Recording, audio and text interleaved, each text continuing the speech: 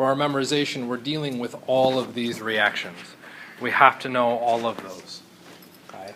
And there's all sorts of fun aspects that go with those: stereochemistry, regiochemistry, all those fun words. Okay, so here's the headache-inducing. So I believe this is where we ended based on popular consensus, looking at pi bonds as bases. Our pi bond is a source of electrons. Those electrons will come out and can react with a strong acid. It does have to be a strong acid.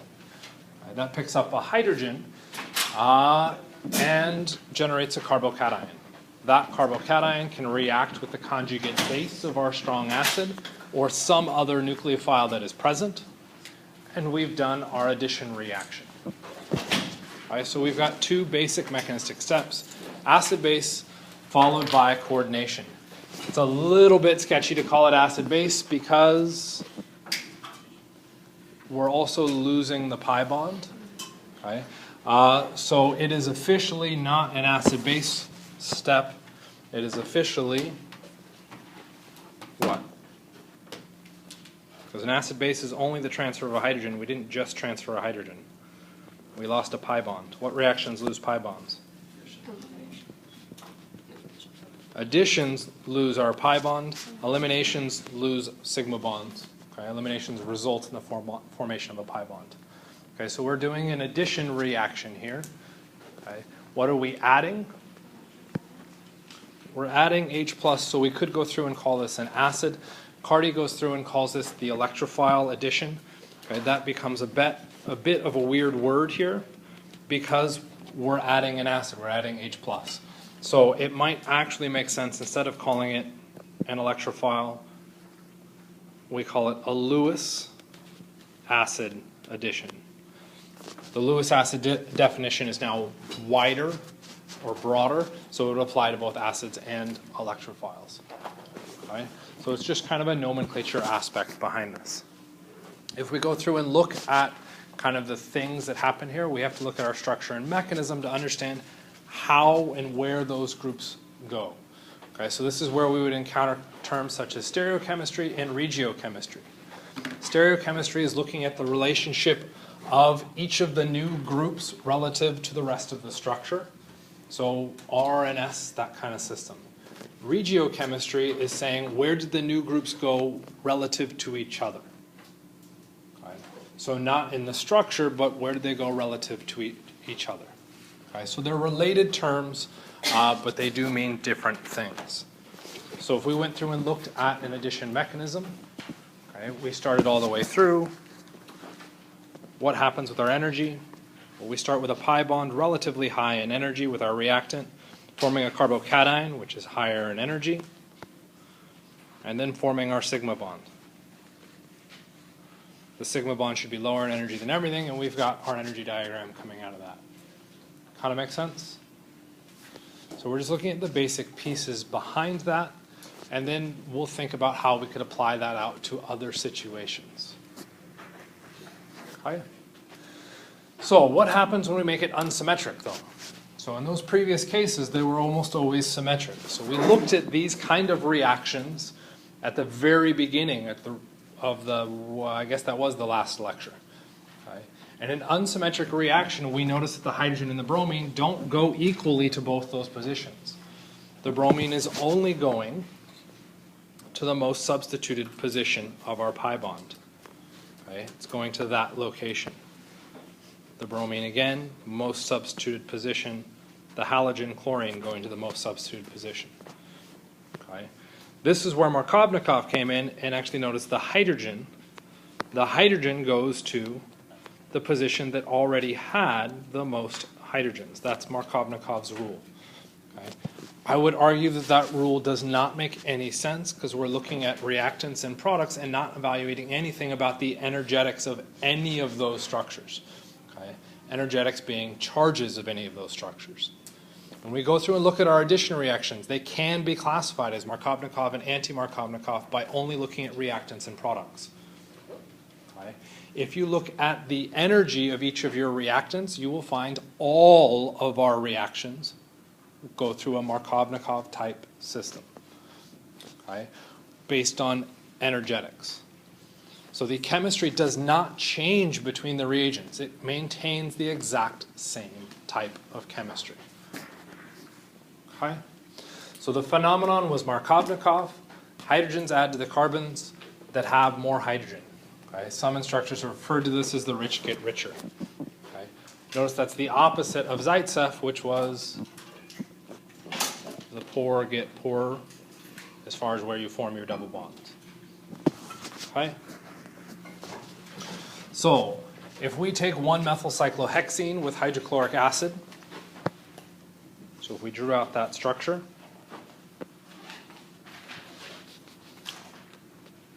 1-methylcyclohexene, and now I add HCl. Well, according to Markovnikov, what do I get as a product?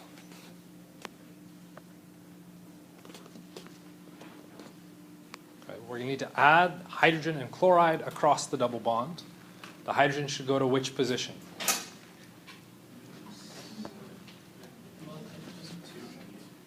Okay, to help with that, we call it red or green.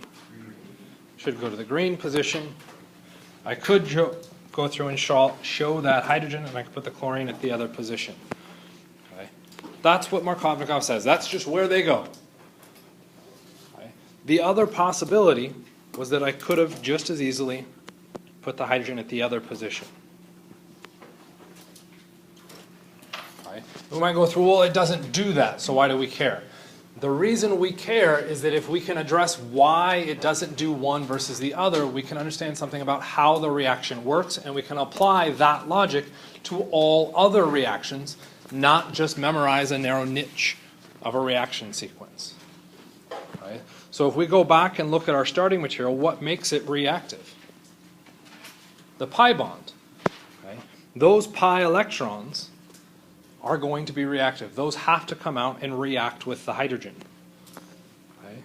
That generates two possible products. What would those two possible products be?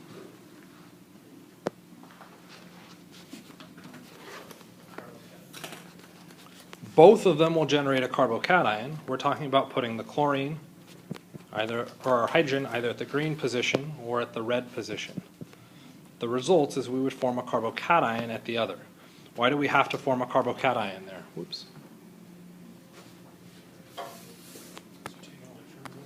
We took electrons away from that pi bond. The pi bond is fine to share out. Okay? Notice I'm not specifying which carbon the hydrogen attaches to until I see the product. The product now tells me where the electrons went. Okay?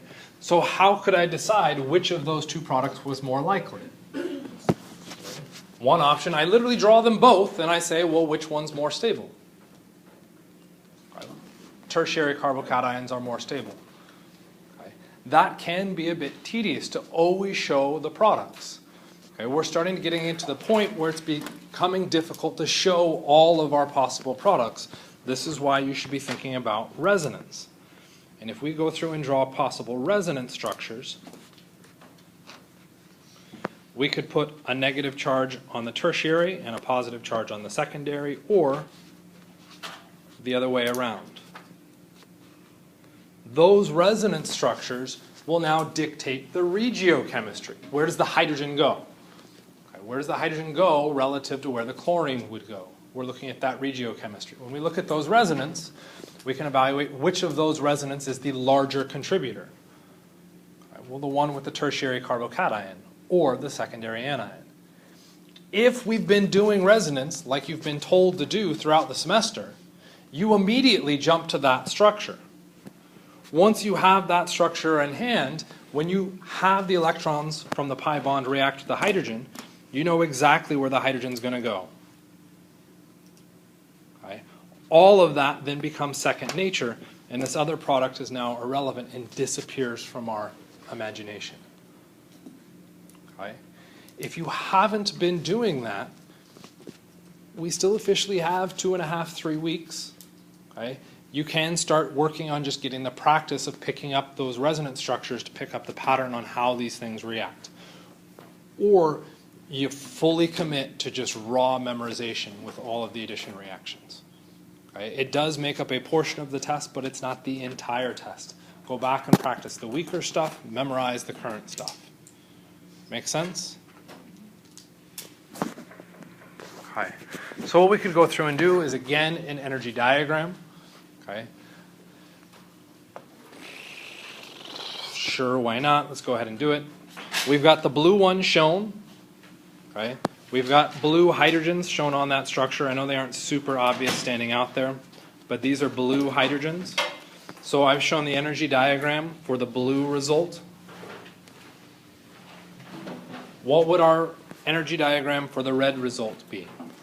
They're both starting at the same spot, right? But now I form a tertiary carbocation as opposed to secondary. Where should that red carbocation show up? Higher or lower in energy?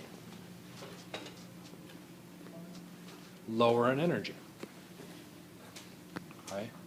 When we move to the product, it's not really easy to see a difference between those two products. Why?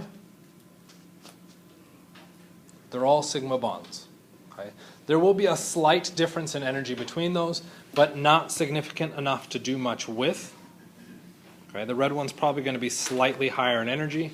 If we go through to look at our energy diagram, whoops. How much of that did it? No, it didn't draw any of it. Okay, cool. Let's try that again. Which product is most likely to form? The red one, because that activation barrier for that first step is incredibly, or much lower than it is for the blue one. Why do we not see a difference in our products for kinetic versus thermodynamic? Well, there's no real difference in energy for those products. There's a slight one, but not enough to differentiate, so we really only see one product come out of this. Okay? Kind of makes sense? So we can use the energy diagrams to help us think about the speed of these reactions and what we can expect out of them. Okay? So this is where 1870, by the way, I got the date up there. Okay? We get mostly the red product. When was the discovery of an electron? Like 1895, maybe even early 1900, like 1901 kind of range. 1870, I don't even know what an electron is, and yet I'm able to predict the most likely product. That is pretty phenomenally cool. Okay? That's why he gets credit for that name. Okay? But ultimately, we know more than that now. Trust that we know more, and don't memorize some narrow-headed rule. Okay? Kind of makes sense? So look for those stable intermediates. The reference that comes out of this is Markovnikov addition. So all of your acid additions are all Markovnikov. Okay? So you want to take a little bit of practice, predict some out, see what you can come up with. It wasn't supposed to be rhetorical, but I'll take your silence to mean that that was. Okay, how about the second one? You shouldn't be okay with the second one. Straight down, straight down. So this is number 1, this is number 2. Number 1, there's no problems with. Number 2, there's a big problem with.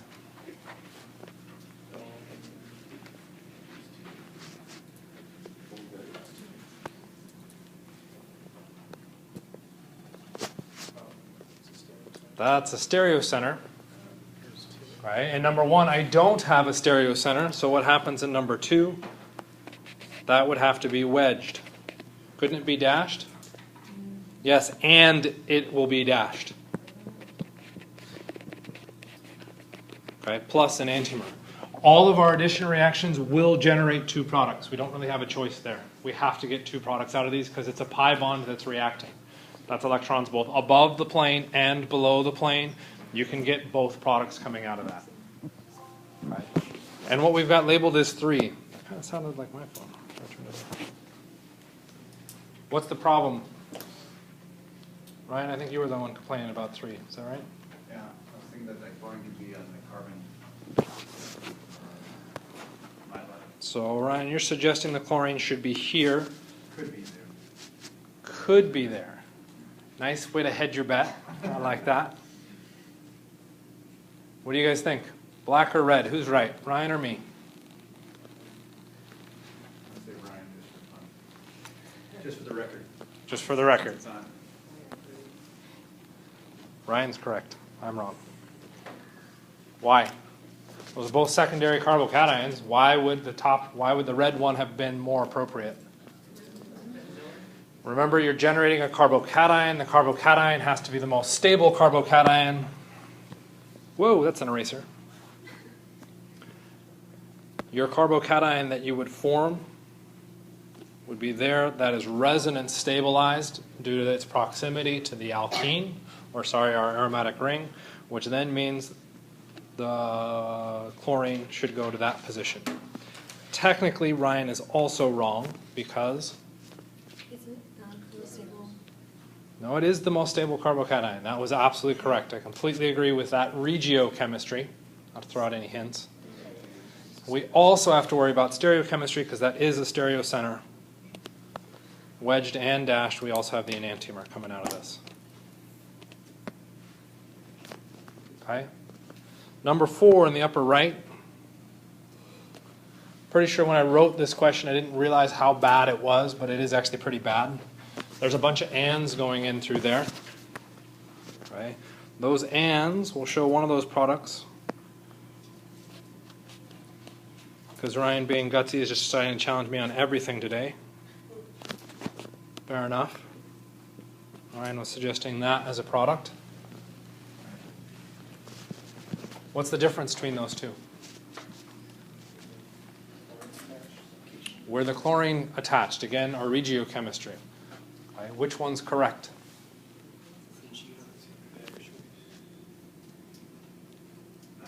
Neither one is better for our intermediate. Unfortunately, Ryan's is wrong. Okay, we'll deal with Ryan's in a second. What's the issue with mine? No, I have a stereocenter, which means that could be wedged or it could be dashed. You'll notice that what I'll have to go through and draw out now, though, is drawing out the whole structure. Why can't I say plus enantiomer? Because they're not enantiomers. These are actually diastereomers. Okay? So I can't cheat and say plus enantiomer. I have to draw out that second structure. Okay? So now back to Ryan's. Why is Ryan's wrong? We could deal with the wedge and dash. Ultimately, even if you put in the wedge and dash and said plus the other structure, I'm going to say wrong. Notice also that I only wrote in 2 ands, so there should only be 3 products. If Ryan's is correct, there would be 4 products. Where did Ryan's come from?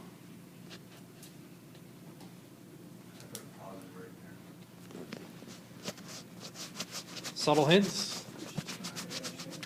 Hydride shift. It's right next to a tertiary position. You can do a hydride shift to put the carbocation on this position, which then means where does your chloride, is it chloride? Your chloride would go over here, and I could show it as dashed. Should I be showing wedges and dashes for that one? Why no? It's not a stereocenter. It doesn't hurt to show the wedge and the dash there, but it doesn't add anything to this because it's not a stereocenter. I don't need it. That's why I have 3 products. Hence, back to the CF.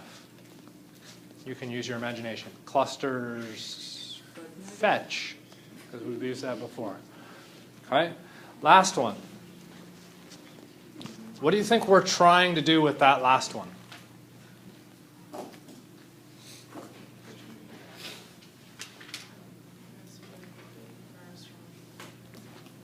There has to be a strong something. Yes, strong. Acid, yes. What we've been looking at here is our alkene acting as a base in all cases. We would need a strong acid to get this to react. So the alkene in the presence of water is going to do nothing. Okay? That's why there's a giant box there, because what could you put in that box?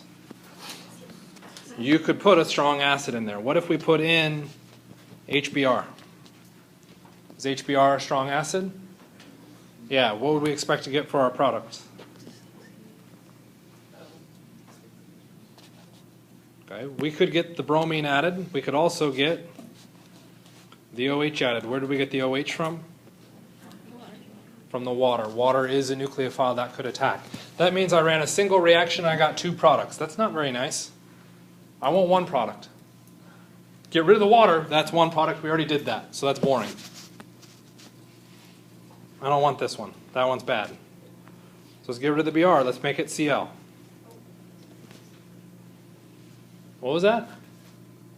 Someone said it. Same thing. That doesn't work. Okay.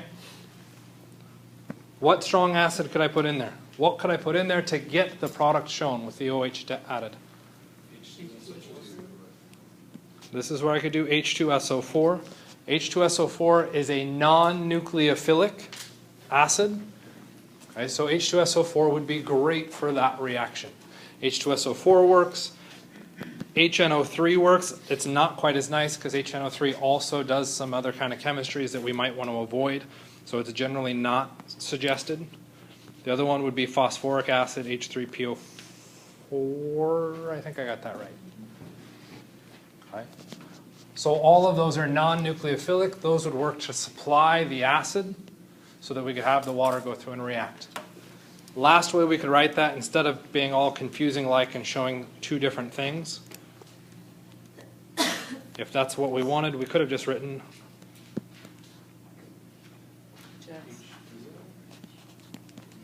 H3O plus. Okay. It's going to do the same thing. Even when we add H2SO4, H2SO4 isn't what's reacting with the alkene. H2SO4 reacts with the water to form H3O plus. The H3O plus then reacts with the alkene in what is known as the leveling effect, which we very quickly skipped over. Okay? Mechanistically, it's important. Answer-wise, not as big a deal. Questions about anything that's up there? Kind of makes sense? Do we need stereochemistry with the last one? No. Okay, there's no stereocenter. So in all of these, we're adding hydrogen and we're adding some other group. That other group has to be some kind of nucleophile. That's where the halides are great. That's where you can also bring in an alcohol.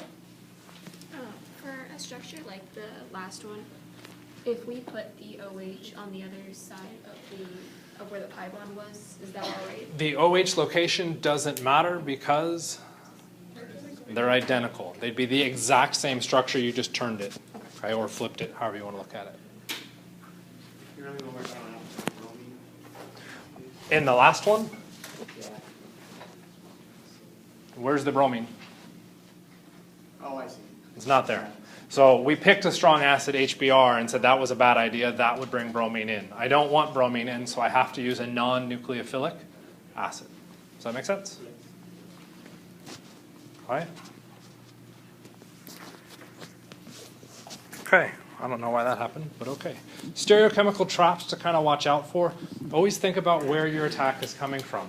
So when we start with an alkene, it's a pi bond, which means that pi bond, those electrons, can either attack a hydrogen from above the structure or below the structure. Because typically that hydrogen is being added in a position that has more hydrogens, we almost always ignore its location because it's not making a stereocenter. So we almost always don't worry about the location of the hydrogen. Okay? As an extra added wrinkle, not only do we typically ignore its up-down aspect, we almost always don't show it because Unit 1, we're allowed to imply hydrogens. Okay, so when you're going through and doing addition questions, be very careful about that hydrogen. In the smart work, if you decide to show that hydrogen, you must show all other hydrogens attached to that carbon. Okay? That does not mean you have to show every hydrogen in the structure, just where you've specified that hydrogen. If you don't want to specify it, then don't. It's not going to affect you. Okay? The next issue is we would generate an intermediate. Okay, notice again, I'm not really concerned about the location of the hydrogen because more than likely one of those other 2 bonds is a hydrogen. But what's left at the other position? An empty p orbital, a carbocation, which could accept electrons from above or below, generating 2 possible products. Okay? So we have to be careful with that when we go through and look at these. We'll always get 2 products. Okay? It could very well mean we have achiral products. That can become kind of questionable. If we're achiral to start with, then our products must be achiral. That does not mean a molecule is achiral. That means the solution is achiral. Right? If you see wedges or dashes or Haworth projections, everybody remember a Haworth projection? Okay, some people said yes and sounded really enthusiastic about it, so let's make sure everybody agrees. Okay, that's the basics of our Haworth. Remember, the stuff in front is coming at you. Okay. Those are our Haworth things. Those are implying three-dimensionality. Those are implying wedges and dashes. So if you see wedges and dashes or Haworth projections, either in your starting material or in the given answers that you're trying to select from, you'd better be concerned about stereochemistry in these reactions. Okay? It becomes much more important when we move into the legitimate electrophile additions, because the electrophile additions aren't as straightforward. We don't have a strong acid that's super reactive. We've got some other stuff. Okay? Your textbook has a cool picture, in my opinion, of this, where they're going through and reacting deuterium instead of hydrogen. So we have a deuterium bromide as opposed to hydrogen bromide. And that can show now all the possible rearrange or all the possible additions that can come out of this. Okay. When we go through and look at these, I just want to address some stuff. The very top one, they're calling cis. The deuterium and the bromine were added on the same side of the old double bond. Okay. Because it's a ring structure, we don't have rotation, so it helps us to see that cis arrangement between those. Okay. That is now an adjective describing that structure. If I want to describe the action of how we got there, I would need to be describing the verb of addition. Okay. Well, I need a new term now because cis is an adjective, and if I'm talking about addition, I'm talking about the verb, so I need a new word. The new word I use, for instance, I can't call it a cis addition because cis is an adjective. Syn, okay, S-Y-N, a syn addition results in cis products. Okay. If we move to the next one below it, we've got the trans product. Okay. That's going to be an anti-addition. So you may hear reference to those words. Typically how they're referenced is just looking at the final answers and being like, oh, those two things are on opposite sides of the structure as each other. That's a trans. Okay. That would mean an anti-addition. Okay. So we just addressed this one, the other nucleophile, subtle hints there, with our oxygen. Oxygen can be a nucleophile. It can possibly react with our alkene. Okay? So oxygen and nitrogen both have lone pairs. They could both potentially be used. But remember, to do this type of reaction, I need to add a strong acid. Okay? What is the problem with a strong acid and nitrogen? Tick, tick, tick, tick, tick. It wants to have hydrogen. Nitrogen is a really good base, which means if I add a hydrogen, what happens? It neutralizes the nitrogen, and I no longer have a nucleophile. The oxygen can act as both, so we get a little leeway there. But the nitrogen is pretty horrible under these conditions. This is why it's only the other nucleophile with the oxygen. Okay? So if we go through with sulfuric acid, our strong acid to protonate, we can then have our water come in and attack, and we'd get our product. Notice I'm showing the same thing for the nitrogen. We're saying that's theoretically what would happen. But what's the problem with that? Which is more basic, the pi bond or the nitrogen? Unfortunately, it's the nitrogen. So what ends up happening? The nitrogen quenches the acid, and I now don't have any more acid. The reaction stalls. Okay? So I end up not getting any good yields with the nitrogen as a nucleophile into these cases. Okay? Does it have to come from oxygen? Are there other sources for oxygen? Or sorry, does it have to come from water? Does our oxygen have to come from water? If we go through and look at our full mechanism, what happens? Okay, we have the hydrogen that gets pulled off ultimately from our acid, so we can kind of ignore that. So we start with HOH. And the next step, what happens? Well, the oxygen has to attack, so the oxygen's pretty darn important. I have to have that as a nucleophile. That would then form a carbocation, or sorry, not a carbocation, a cation, okay, on an oxygen. Does oxygen want to be positively charged? No, so what does it have to do? It has to lose a hydrogen. Something has to be removed from that structure. It has to be a hydrogen. So I have to have that hydrogen. What happened to the other hydrogen? Well, continue through the rest of the reaction. What happened to that last hydrogen?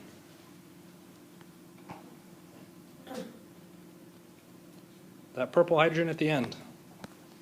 What happened to it in the course of this reaction? Nothing. Okay, nothing happened to it. Does it have to be a hydrogen? Nothing happened to it. So it can be anything. As long as I have one oxygen and one hydrogen, I'm golden. So instead of that being a hydrogen out there, I could have a carbon. Okay. This is now just as likely to do this type of a reaction as it was with water. Except now what happens to my final product? Would I end with an alcohol? What would I end with?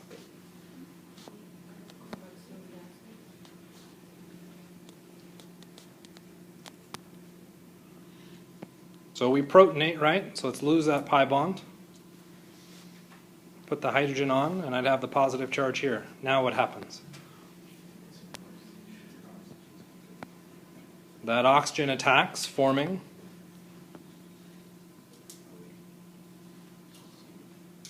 the oxonium, for those of you really fancy with your letters. Does that oxygen want to be positive? No, what happens? We lose that hydrogen, and I end up with a weird curvy bond at the end. What functional group? We could reference it as a methoxy. Okay, that's just referencing how it's attached to here. That's actually a functional group. That's an ether. Okay. So we can do alcohol additions, right, resulting in an ether as a product. Okay. So ultimately what we're looking at for our nucleophiles is either oxygen or our halogens, but we're always adding that hydrogen first. Okay. So we have one other base to consider in this. All we've done is varied the nucleophile. We said the acid just has to be a strong acid. That forces it to react. Okay. But what about other bases? Are there other pi bonds that could react? Well, yeah. I could start with an alkyne. Remember, all of these are focused on non-polar pi bonds. Alkenes and alkynes are effectively the same thing. So what could I expect to happen? Well, I've got a pi bond that could come out, react to the HBr, form a carbocation. Br minus could come in and attack. Then we've done an addition, right? Is that because we just went way too fast, or are you not happy with what we just did?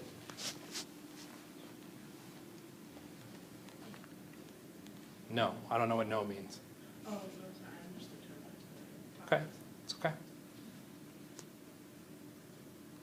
What do you think about what's drawn up there? Anything you're like, no, stop, go back? Or are you okay with what's shown? Everybody's okay with what's shown?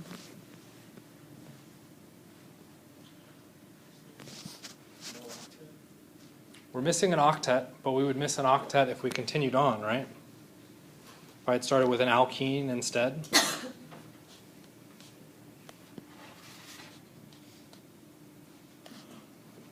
Would have still not had an octet. Then Br minus could come in and attack. Not that this is going to give away the final answer or anything, but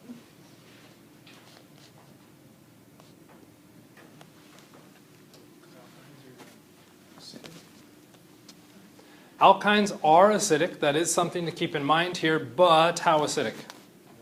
Not very acidic, particularly in comparison to HBr, which is super acidic. That's by definition a strong acid. So we've got two mechanistic steps here, one shown in red, one shown in black. Is everybody okay with what's shown in black? You're like, I accept, easy, fine, no problems. Easy may be an overstatement. You believe everything within it? Yeah? Red.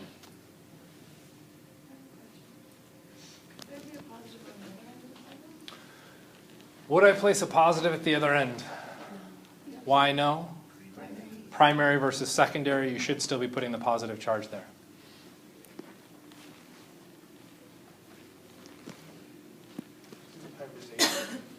What do you mean? So for those in the rest of the class, sorry. Yes, does it have something to do with hybridization? Starting with an sp hydrogen, or is she going to an sp2? We're starting with an sp carbon, going to still an sp carbon here. Okay, it only has two groups of electrons.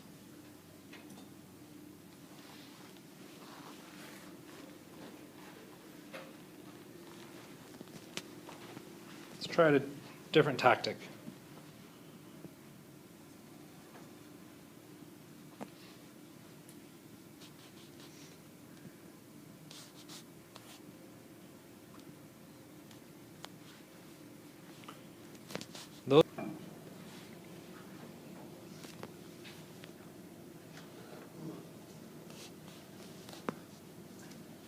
Does this reaction work? Oh my God. Does this reaction work? When did you see those reagents?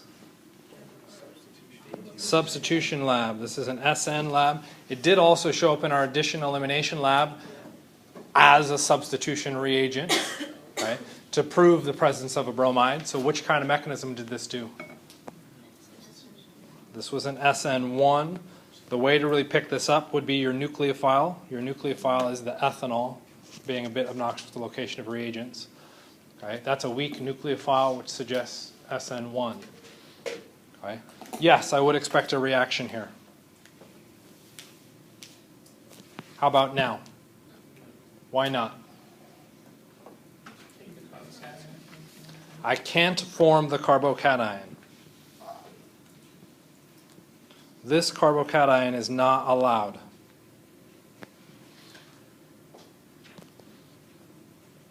That carbocation is not allowed. Okay? That would be a vanillic carbocation. That's really, really bad. Okay? That's insanely high in energy. Okay? So much so that in the substitution reaction we said, you can't do it. Okay? Same thing is going to happen with the triple bond. That carbocation is insanely high in energy. However, so is HBr. So what ends up happening? That first step is very slow. Right? And we addressed a couple things with it. One, I know the alkyne acts as an acid. It's in the presence of a stronger acid, so I can force it to act as a base. Okay? So that can help it. It also forms a carbocation that is insanely unstable. That first step, insanely not favored. However, given enough time, this reaction does proceed forwards. Okay? And I can force it to occur. Will it stop at the alkene? Okay? Will it stop at the product that we drew up first? No, why not? Because HBr is a stupidly strong acid and it will react with the alkene. Not only will it react with the alkene, it'll actually react faster with that alkene than any of the ones we've shown before. Why is that?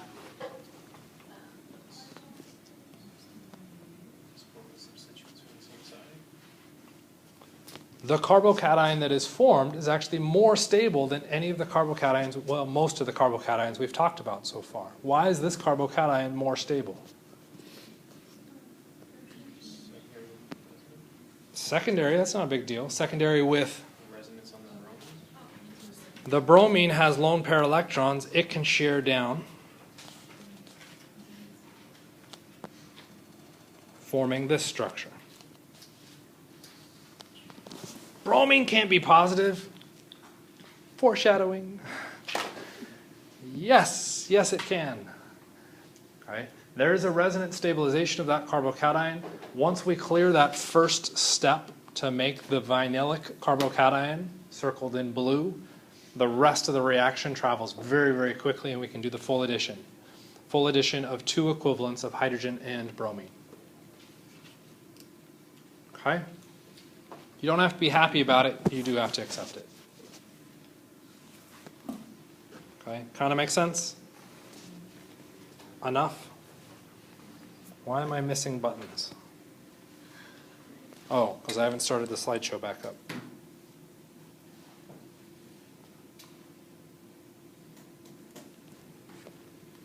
What is going on here? Come back. Okay. So we can do this. It is allowed. We do form a really nasty carbocation that's not really allowed. Okay. But because of the strength of the acid, I can force it to occur. Okay? So I usually have to add a ton of HBr and a significant amount of time. So we can overcome virtually any obstacle, even first semester OChem. Good note, right? Happy. Okay, so let's switch it up. Or actually bring in another name here. We end up with the geminal dihalide. Geminal because the 2 bromines are on the same position. Okay. Well, what about this one? Okay, so let's take a look at what we would have expected if we had had an alkene. And we add H2SO4 and water. What happens? Those of you keep looking up and thinking, stop thinking. Answer my question first. What happens?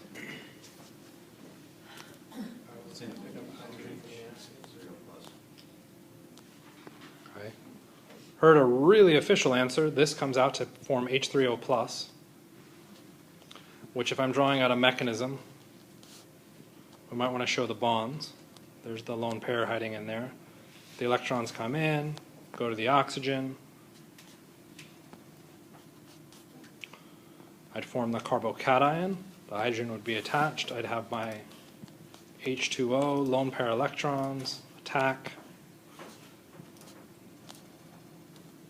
You'll learn to really hate acid-base reactions because you can't shortcut them. And we'd get to our final product. Yeah? Cool. What happens if now instead of an alkene, I have an alkyne and I do the same thing? Well, what did I say alkynes could do?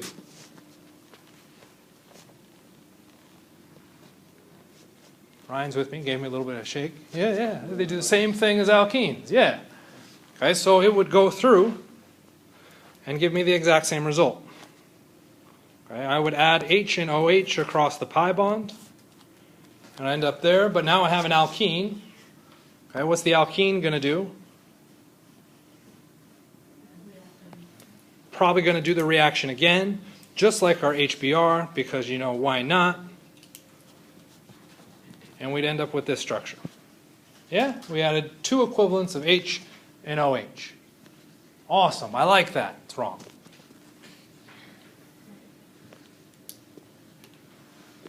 Okay, what happened? OChem happened. Remember that stupid obstacle we have to get over? Okay, what's going on with it? As a hint, that's what you need to be looking at.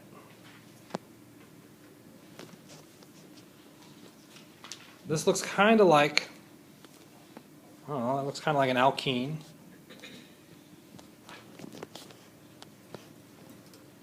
And this here looks kind of like,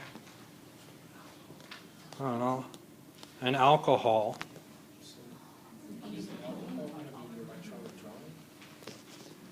and I have an enol. What's important about the enol? You all thought that was funny? Heard about the email? Jason? Yeah, I got snickers and laughs out of that. Most of my jokes are better than that one. Come on. What happens? The oxygen will share electrons down, generating this resonance structure.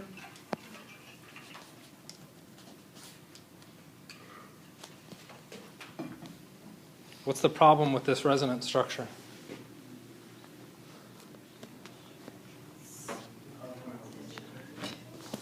Lots of charge. I have a strong acid in the presence of a strong base. What will end up happening is two acid-base reactions independent of each other. This will go through and eventually take us down to the ketone. So when we're thinking about the enol, we always have to keep in mind the ketone form. It's always referred to as the keto-enol tautomerization. It's incredibly important. When I listed out those three words, I said keto-enol tautomerization. Which of those three words is the most important? Keto, because I said it first, conveniently. Okay? Which means when you see something that's involved in that system, you would better draw the keto form. Okay? If I want to predict something about its reactivity, that's a separate issue. That's my final structure. Should this then react with the sulfuric acid in the water? Well, the sulfuric acid in the water did react with a pi bond. What kind of pi bond? An alkyne, too specific. An alkene is technically straight wrong because there's two pi bonds. What kind of pi bond is it reacting with?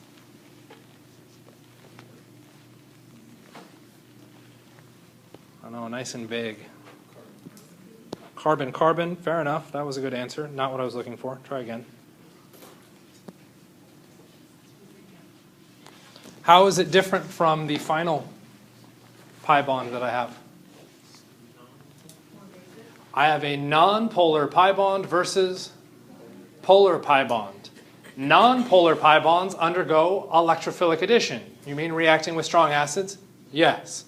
Polar pi bonds do not. Polar pi bonds undergo nucleophilic addition. Second semester OChem. So what happens when we take the triple bond and we react it with our oxygen nucleophile? It'll stop at the carbonyl. Okay? It'll go through the keto-enol and it stops at that carbonyl compound. That is a favorite of the ACS because most people will just add two equivalents of the water across the pi bond. Okay? That is not a favorable result. Okay? And they get the answer wrong. Or they'll add one equivalent. So on a multiple choice test, it is very easy to provide three wrong answers that all make sort of sense. So there's one, there's two, and there's three, with the right answer being the carbonyl. And you'd be like, well, why would it do that? I'm not adding anything like that. Okay?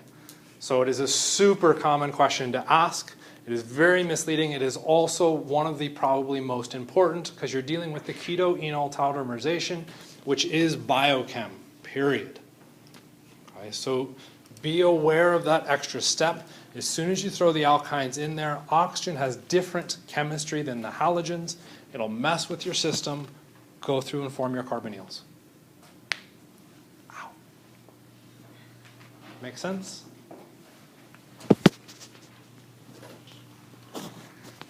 So here's that whole chapter 7 keto-enol tautomerization reference.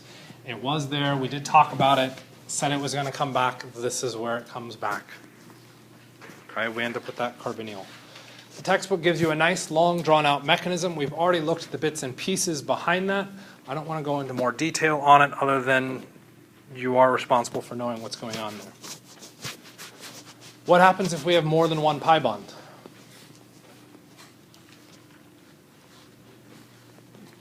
Okay, so which one do you want to look at, left or right? Left. Which one do you want to look at within the left, left or right? Why the left one? Because I read left to right. Give me a better excuse. It's like it would have a more substituted carbon cation. Okay. We would expect the leftmost pi bond to react instead of the rightmost, which is a little bit counterintuitive. Why would that be counterintuitive? The right one, the blue one, is a more reactive alkene. It is less stable. We might expect it to react more. And it turns out that it does not because of the intermediates that are produced. When the left one reacts, we would end up with a tertiary carbocation. When the right one reacts, we end up with a secondary. The result being the red one is more likely to form, the blue one doesn't form, and my H plus adds, forming the Markovnikov addition on the red side. Okay. What happens when I move to the structure on the right? Which pi bond do you want to look at? Doesn't matter, because those pi bonds are identical to each other. There is no difference. So I could go through and react both of them with equal abandon, okay, but only one at a time. What? Okay. That's the carbocation I end up forming because it's more stable than the primary. Also because we have that resonance stabilization. That resonance stabilization is going to get in the way because that means I have another structure to look at. I also need to be looking at this structure. Okay. Both of those could now react with the halide, which means I get two products. One of them being the kinetic product, one of them being the thermodynamic product. Okay, so that was looking at the difference in the energetics of each of those mechanisms, which we did last week. Okay, so what we've got shown here are all of the possible reactions that could have come out. This is what ideally you should be doing with all of your additions, looking at all of those possible results and saying, well, what would happen? Which of those is most likely or less likely to happen? Eliminate answers and move on. Okay? So for instance, let's just take a look at the one with four things. We have a tertiary carbocation versus secondary. Which is more stable? Tertiary, so the secondary is gone. I have a secondary carbocation versus tertiary, so secondary is gone. I have a primary versus tertiary. Primary is gone. Okay. Ideally, that jumps out as resonance without you having to draw. That takes practice doing resonance. You need that practice, or just hope and pray that you can nail down those memorization things, which is cool too. Okay? So the issues that we end up with the other one is that we have resonance. Whoa. Okay? Which is cool, because that's what I want to do anyway. Okay? We'd look at the resonance, draw an energy diagram, and we'd see this issue of kinetic versus thermodynamics. Okay? Again, we already talked about it, so I'm not going to draw it all out, though the next slide might have some things on it. No, it doesn't. Okay. We will see this, for those of you in second semester, you will see this exact same slide again at least once. There will also be a video about kinetics and thermodynamics because it plays a large role in virtually all of the reactions run in second semester. Okay, so we have to be aware of that concept. Okay. Last thing that your textbook mentions within chapter 11 is this idea of the isoprene unit. The isoprene unit is 5 carbons. So we've got 1, 2, 3, 4, 5. Those were numbers, by the way. 2, 3, 4. Okay, the isoprene unit is the basic fundamental building block for a lot of different molecules.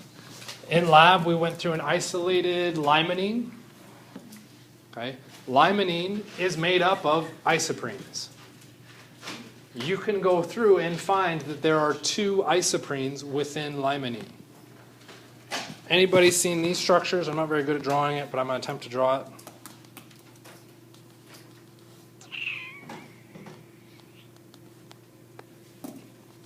I might have this one. Does that look vaguely familiar?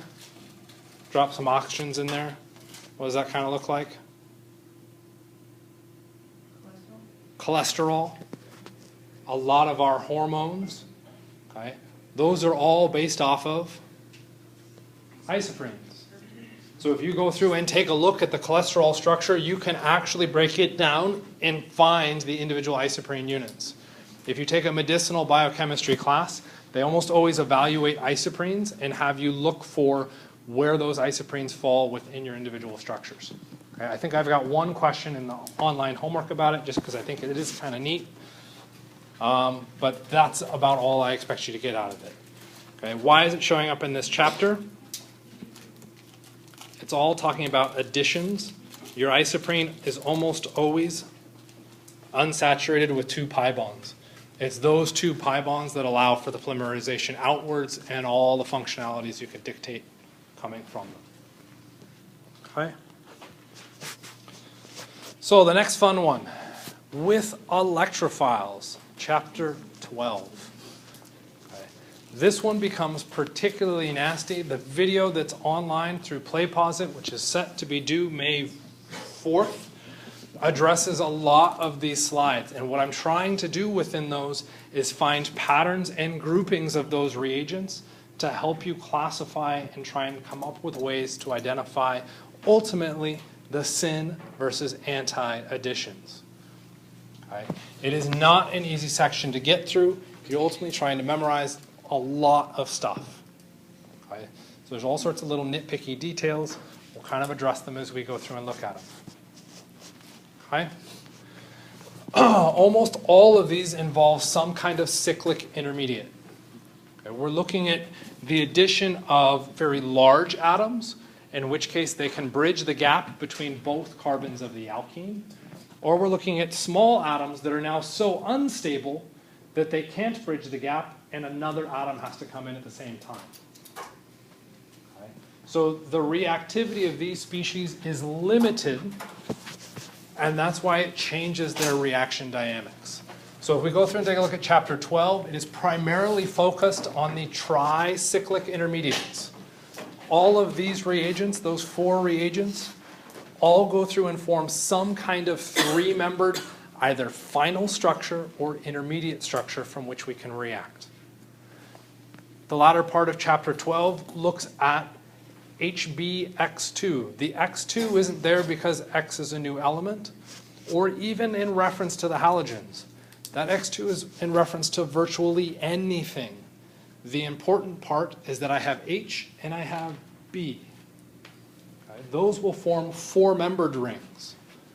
You move up to chapter 24, this is where we end up with our 5 or 6-membered rings. Okay? Notice when we move into those chapters, we're looking at much larger structures. Okay? The individual pieces of those structures don't come apart quite as easily, and they need to kind of counter-stabilize each other. Okay? So by recognizing some of those patterns, it can help you zero in on the end results of each of those reactions. Okay? So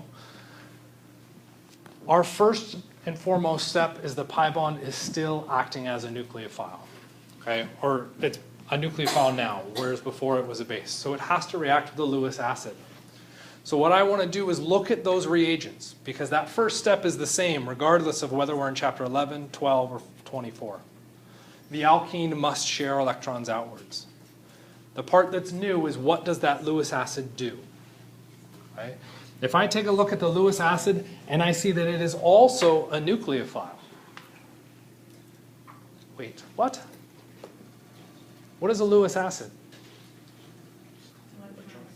Electron acceptor. So I'm saying a Lewis acid must also be a nucleophile. What? How could that possibly make sense? How could one atom both share electrons and accept electrons? Okay.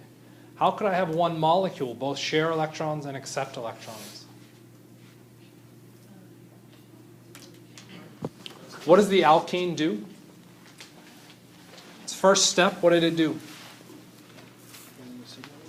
Formed a sigma bond by sharing electrons with hydrogen. Then what did it do?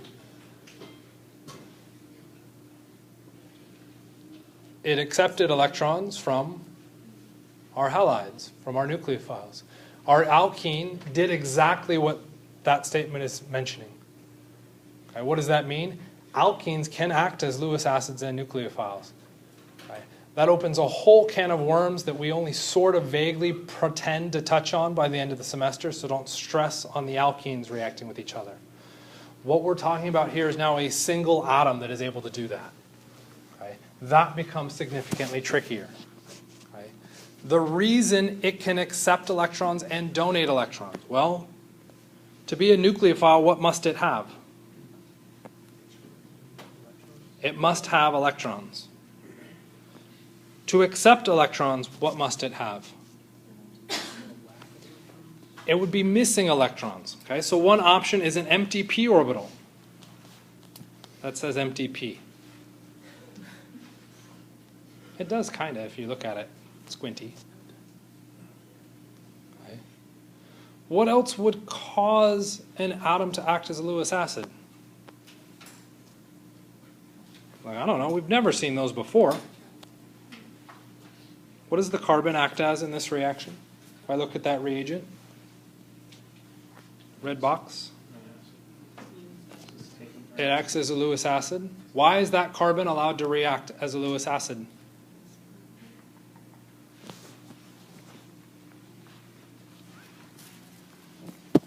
Okay, let's switch it up. Now it can't.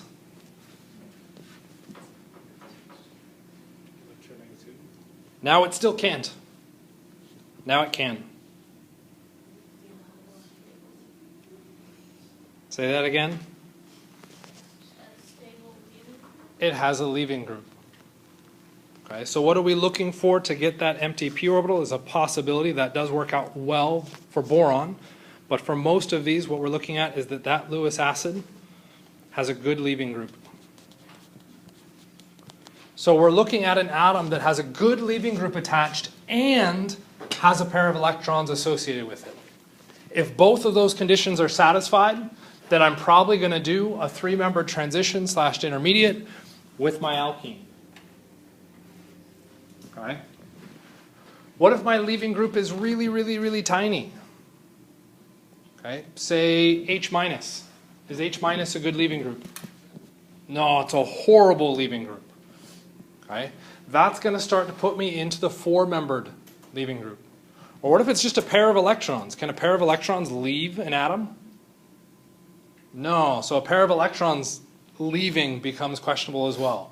So what we're looking at is trying to see where those systems are and how to evaluate those intermediates. Okay? So we've got our drawings looking at those individual mechanistic steps in general all the way through. Okay? In all cases, it's an addition, loss of the pi bond. That's going to help you predict the product. Okay? What you need to consider is what are your structural considerations. Regiochemistry, okay, and mechanism, because those will help you dictate where your atoms are located and their arrangement with respect to each other. Okay, so let's take a look at some three-membered. Okay, so our alkene did this, lone pair and very weak bonds. Okay, that carbon could act as an electrophile or a nucleophile, and we have an electrophile in the same structure. Okay, so here are some possible options. Lone pairs and weak bonds. Everybody in lab should be able to tell me what that first one is. Does that bromine have electrons? Red bromine on the left. Yes. Does that satisfy lone pair rule? Yep, it does. Okay. Does it have a weak bond? Okay. The bond between those bromines is weak because bromine is electronegative. Okay. So I can have bromide as a good leaving group. This roughly equates to Br positive. That positive gets me the electrophilic characteristic. The lone pair gets me the nucleophilic characteristic. So Br2 fits in this three-member transition / intermediate column. Okay. How about the next one? Do we see lone pairs?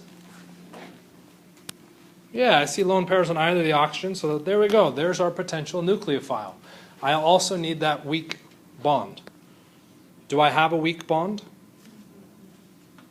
What is a pi bond? Pi bonds are pretty solidly weak. Yeah. Okay. A double bond, not so much. Pi bond being p orbitals, higher in energy, those can be weak. Okay. Does that very weak bond get satisfied here? Where would the electrons in that very weak bond go? Towards the oxygen. Why should they go towards the oxygen? It's more electronegative. Does that atom satisfy the requirements? It has the lone pair. Does it have the weak bond, making it also electrophilic? No, it has a weak bond, making it nucleophilic. That structure doesn't satisfy these rules. Okay, so that does not fit in our category. How about the next one? Do you see electrons in the next one? Yep, unfortunately these electrons are almost always implied. No one ever talks about them. In fact, it took me a long time to figure out this stupid reagent because very few people actually showed the lone pair there. Okay, it does have that pair of electrons. So it does satisfy rule 1. Does it have any weak bonds? Well, it's got pi bonds, but are those pi bonds affiliated with the mercury? No, so that's not very helpful. These other bonds, well, are those weak? Yeah, why are those weak? Oxygen's more electronegative than mercury. We have effectively an ionic bond. Those electrons are going to be much more attracted to the oxygen. Not only that, but if the oxygen sucks the electrons away, what could it do with them? Resonance. I have a fantastic leaving group. So looking for the patterns of leaving groups and sources of electrons can indeed help us predict our reactions. Okay? After that, for our tri-intermediates, okay, how is this going to happen? Okay, well, our electrophile,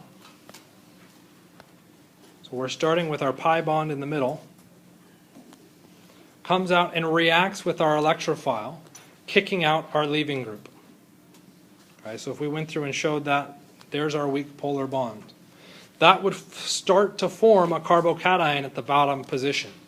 Because our electrophile is large enough and it has that lone pair of electrons, what happens? It can immediately satisfy that carbocation. The result is I end up with a 3-membered ring. 3-membered rings are unstable.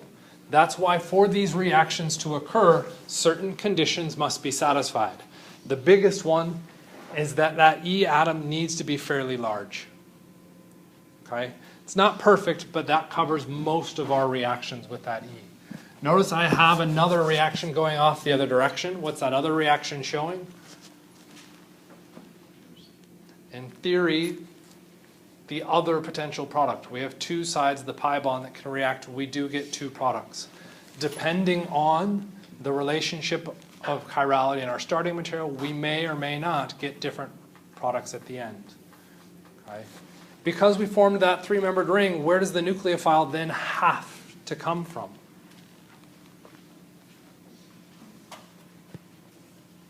Can the nucleophile form the bond right there? Why not?